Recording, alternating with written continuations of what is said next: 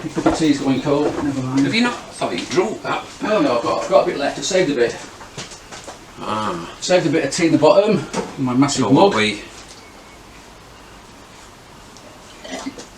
Right, so Jeff, this video is about what you've been up to over the last, I don't know, months and months and months, because people ask me, oh, how's Jeff doing? What's he up to? Right. What's he making? Why have you not seen him yet? It's like, oh, I don't know, he's doing whatever he's doing. So, what have you been doing? Well, I know you've been doing, there's a frame here, which is from a Kawasaki, gets right, Kawasaki Z1000, but it's not an old one, it's not RX. No, it's like a... It's the later... It's the first iteration of the Z1000. I think it just came out in about 2005, something like that. Yeah. And we've got a lad who owns it, loves these bikes, because he's got a turbo version of it. He's got one, yeah. So he loves them so much, he's got this old frame here, which I'll show you in a minute, which had all kinds of damage.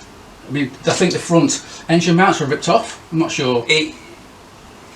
Without no disrespect to when he brought it, I don't know, someone had taken to it with a hammer. Yeah. But It's seen better days. But the top engine mount had rotted away. Yeah, in fact, I'm with the camera in a minute and we can see what you've been doing. And someone made a pretty bad attempt at trying to repair it. Right. But he bought it cheap because he had a logbook with it, which is important. He got the bike, I'm not sure. We were talking a few £100 for the bike in bits. So is he going to use it to build a really way out wacky? But he's got some bits for his other one apparently. He needed some. His turbo, yeah. He's now got enough bits to put a standard bike back together. Right, so okay. That's the plan. I don't even know what he reckons it's worth about £3 built up. I don't know. Maybe, but if it costs you £4 to build it, it's not. Well, this is the problem now, okay, isn't it? Well, let me move the camera and I'll show you all what we're talking about because it's right here. You got these two front mounts below the headstock. Hang on, let's get it out. Yeah, I'll actually put a picture up of what this bike used to look like. Well, without undoing all that, I'd have to undo it all off. No, don't do that. Don't do that. All that there has been cleaned. Yes. All the original bracket had rotted away. Right, will we? Yeah. So you've sorted out that area into headstock and the engine mounts that were all knackered. What I know, it's this. I mean, don't get me wrong. If you were building a £40,000 custom bike, there's a little patch. Someone had MIG welded or tacked it all round there over that original weld, and there was a hole in it there. Right. And I've had to tap it, cut out all the rot, and I've welded a patch. I've dropped a piece in, and it gassed in there, nice. But there's still a few little low spots, but once it's usable. On and that, like you said, I've had to make that a box section thing with two new threaded lugs in there. You can see the angle it's on. Yes. It's very odd, and it's very oddly shaped frame. It's one of them where you didn't want to do it, but he insisted. Well, if he likes the bike, he likes the bike. Have you done some work there on that? That was all smashed in with a hammer because the guy snapped the bottom, and then what he did in his anger, he whacked the frame tube there. Right. I can see where you brazed it. Yeah. I just got low on oxide. There's just a couple of tiny little low spots. Yeah. But once that's all blasted and painted, that's nickel bronze there, in the dents. Yes. He said, can you cut that out and weld a new piece in, but it's not worth it. It would actually be weaker if you did that than just sort of than doing that. I mean, if he likes the bike, he likes those sort of bikes. Once all that's now blasted and powder coating, it look okay. Yeah, but that's took some hours there because I bet it has, yeah. It was on your jig for a long time. I know that much. Yeah.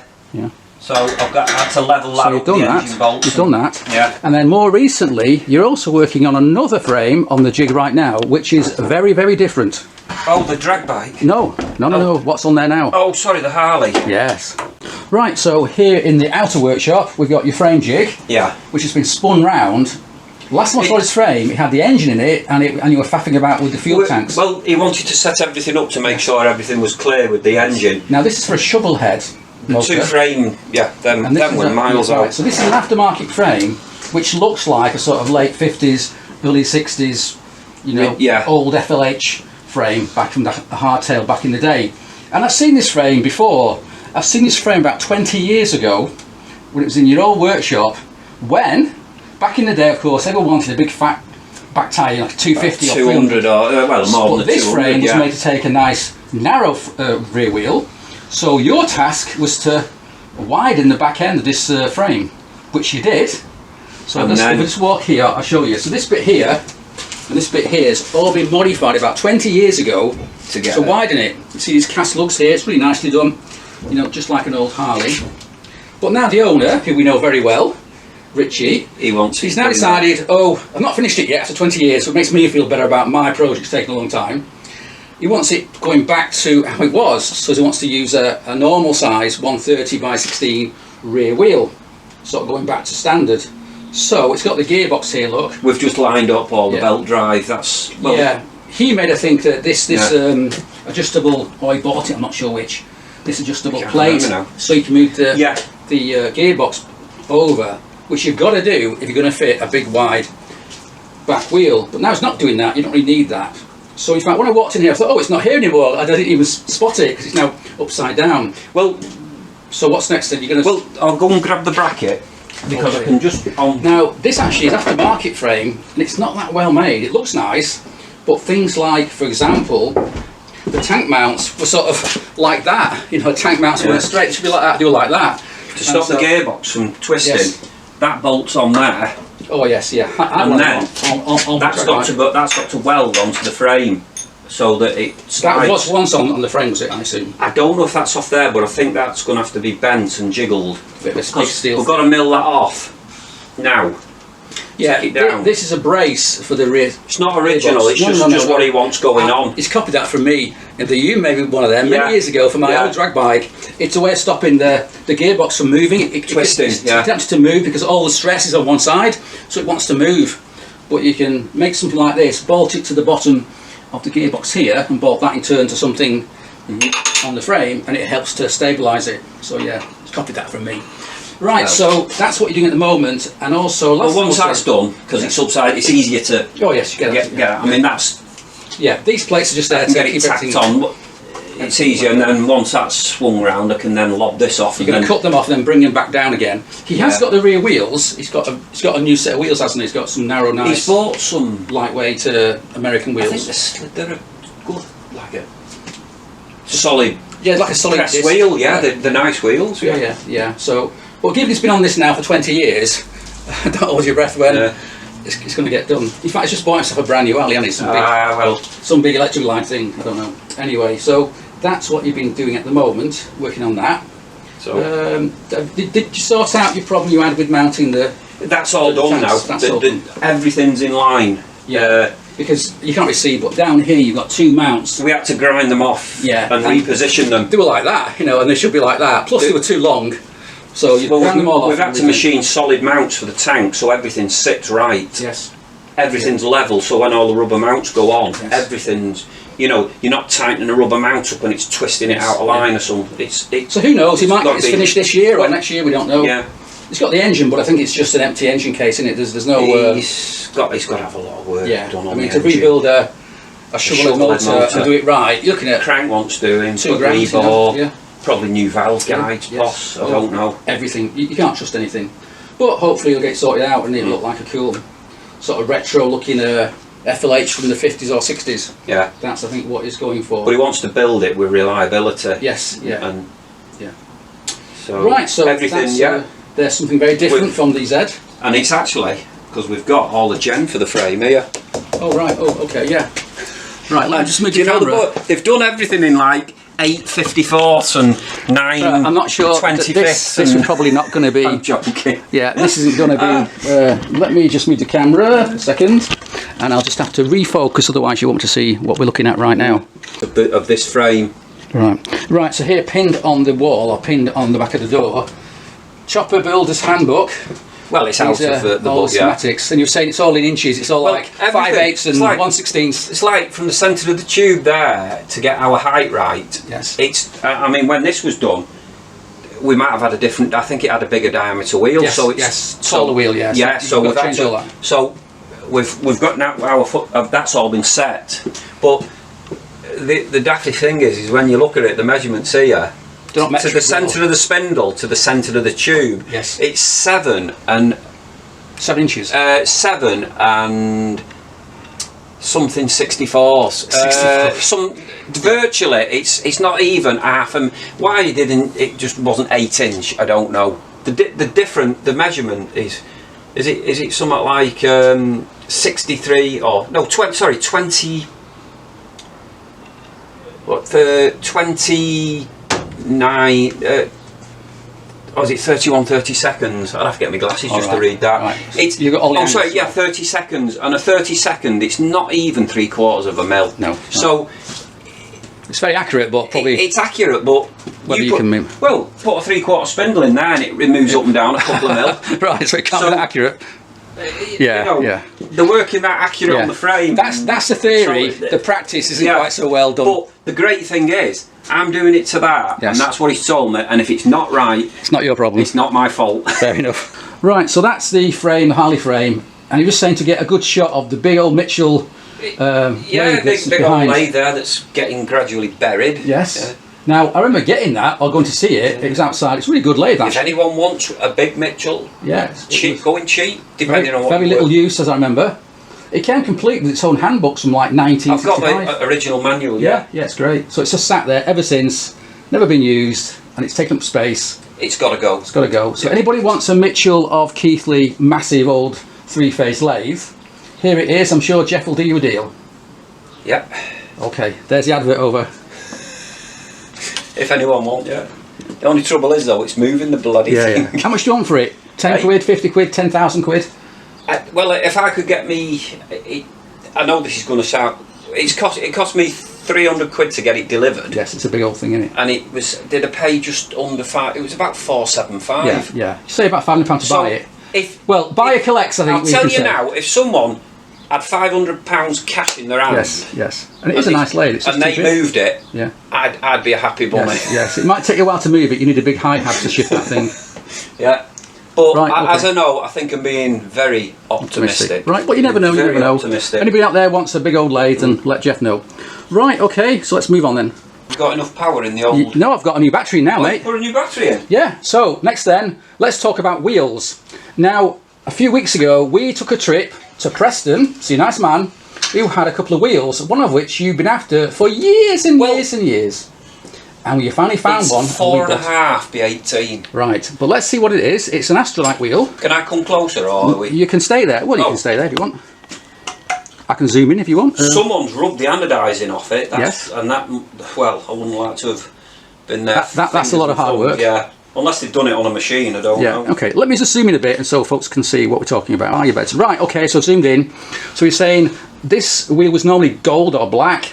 No, this is a black one. Black one. I think they did gold and black. I think they only did 3 colours, which silver, black and gold. Yeah, and that's all hard anodized. And someone's removed the hard anodizing from... They've rubbed it off, but that doesn't matter. No. Because it's going to be... Also, I can see here, the rim is normally riveted to the centre. I mean, I got a wheel based on this on my Z1170 that you built for me, and we stole, or we liberated the rims from an old Astrolite wheel. You see here all those rivets all the way around. They're not supposed to come out, but you drill them out, and then... Unfortunately, unless I can find someone who can re-rivet it back together... You've got to bolt it back together. But what my plan is with that is to drill the rivets out. Some have already gone, look, some are missing. Why on earth whoever's done that, They may have been damaged. But the thing is, once that happens as an original, well, even it's not original anymore. It's very... I would say that it was not worth a lot to many people. In fact, you didn't buy one, you bought 2. Because the front one's a 17. Well, it comes a pair. Yes. Well, that's sat up there. That can go, as soon as I can find someone who... I might have that in the future. I might have an idea for that, but that's another... Now, hang on, but we are jumping ahead of ourselves now, because why do you want an old Astrolite 18-inch wheel? That's the question. Well, it's for the Honda. Which Honda? The drag bike Honda. The drag bike, yeah. And you want it because when you first built it back in the olden days, you fitted an Astrolite rear wheel. But it was a 6-inch. Yes. So that's not a 6-inch. That's a 4.5. Right. And why do you want a 6-inch? Because it takes a drag slick. I'm trying to get the bike back to as much as possible as it was. Yeah. So you can now drill out all those rivets, which will then make the wheel come apart. Yeah. And then what you're going to do is make a spacer that goes in between the two halves. Two halves, yeah. And makes it go from a 4.5 to a 6-inch rim. Yeah. Yeah? Yeah. In fact, we've done that with my wheel. So, you've still got to do all that work. Well, and you were saying you might, rather than try and machine out a thick disc, the size of that wheel to open out the rim, you said you can maybe get Jeff the welder to take some sort of bar and roll it on his roller. Well, what I'm thinking of, if I get, that's probably going to be looking about 3/4. If you could get a piece of 1.5 or 2 inch, probably better getting 2 inch or inch and 3/4 if deep possible. with 2 inches wide. Yeah. Because and then it won't rolling until it virtually matches that. It doesn't matter if it's not perfect. And then you got if it's a 1/2 mil, because once it's sat between there and once it's drilled what I need to do is drill it, thread it through, and then just put screws. Yeah. Yeah. One point I'd make is when Jeff's made me these sort of wheels in the past, he's actually quite clever. Not clever, but he likes hard work, because what he did was, instead of putting a bolt through to replace those rivets with a bolt on one side and a nut on the other side, that's too easy for you, isn't it? That's too ugly for you. So what you did was, you drilled and tapped all those holes into the central spacer, so that you don't see a nut on the other side. Yeah. The wheels on my Z1170, which used to be on my drag bike, you made them many years ago, and it looks really cool. And people ask me, how's that work? You know, In fact, I'll show you the picture of that because it does look very nice. So you're going to do something similar to that, which will take you hours and hours and hours. But the only thing there, that's a rivet head. I've measured an 8mm countersunk, and the only thing I can do is get a load of 8mm countersunk stainless, and then countersunk that, and then machine the countersunk.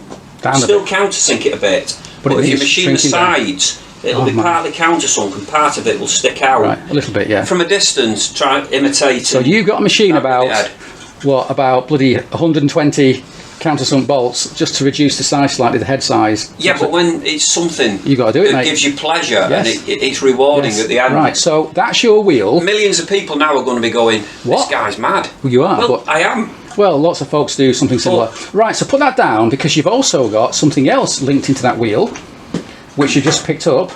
Well, it was an old... There's that gold one there.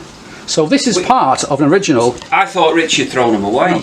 No, if you go and stand back to where you were, otherwise you'll be out of focus. Right. So this is a wheel, the remnants of an Astrolite wheel that Richie had, God knows why. Why he kept... But I'm glad he did. Yes. Because you can use that gold finish to try and match that gold to the gold you want when you take it to somebody to say, look, can you please mimic and match up that gold, because that's the original gold that was on the wheel. I'll just drop that on the spigot there, so it'll look. I want it. All that'll be just that colour. Gold yes. Or if someone can do a coating. Yeah, I think Cerakote you can do it, but it's quite expensive. Like that. Yeah. Anyway, I'm sure Camcoat are pretty good at that sort of stuff. Anyway, for a price, they can do pretty much anything. But the great thing is as well, you've got the central spacer. The spacer that was in it. Yes. I can now, when that one comes out, I can do a bit of jiggery pokery, and then I've got my wide spacer. Right. So, I mean, I know I could have got a billet and made one, but you got that. Why not? That's. Yeah, because obviously that doesn't have to be wider. And it's not like I'm going to sell that to anyone. No. Well, some madman might want a central spacer for an Astrolite wheel. I would think the odds of that happening is very small. Zilch. Right. Okay. So you're quite lucky there. You got them. So. Yeah, but what I need to do now is set that up on the jig, because I want to get these rivets out. Yes. I've got to set it up on the rotary to have them all drilled dead on. Right, so my tea is now all gone, so it's time to stop, and you've got to go off and do something else. My dinner's... Your dinner's going cold. Well... So I think we'll stop here. So it's not going cold, it's just sandwiches, so... okay, it's not... But you're getting hungry. Right, so there's a quick update of what Jeff's been up to in the last few weeks or months. And it's not a lot, really. Not a lot, really, no. Oh, well. We're all just ticking over. Right, that's it then. So, thanks for watching. Thank you. Right, I can one. Sandwiches now.